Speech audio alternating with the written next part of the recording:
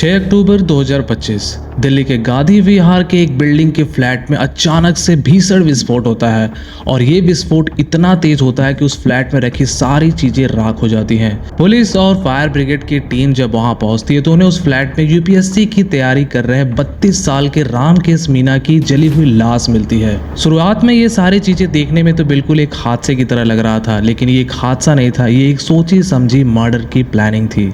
दरअसल बात ऐसी है कि मई 2025 में 32 साल के रामकेश मीना की मुलाकात 21 साल के अमृता चौहान से होती है, जो कि एक बीएससी फॉरेंसिक साइंस की स्टूडेंट थी। ये मुलाकात आगे चलकर प्यार में बदल जाता है और फिर कुछ समय बाद ये एक दूसरे के साथ लिव इन में रहने लगते हैं। अमृता का लिव इन में रहने का एक कारण और भी था कि अमृता के पिता उसके चाल चलन से परेशान होकर उससे पहले ही घर से बेदखल कर चुके थे और उसे अपना बेटी मानने से इनकार कर चुके थे। और यही बात रामकेश मीना को बहुत अच्छे से थी, जिसका वो आगे उसका फायदा उठाता है।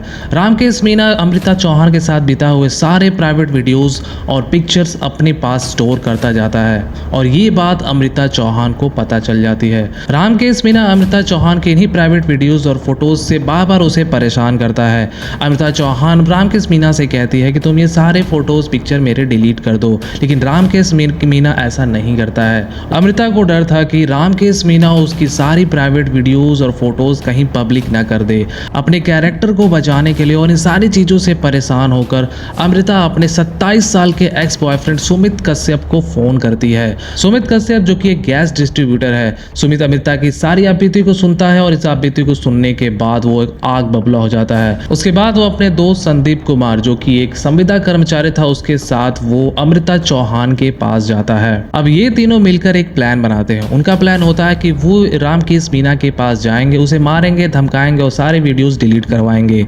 और दूसरा प्लान होता है अगर वो ऐसा करने से इनकार करता है तो उसे हम जान से मार देंगे। अब ये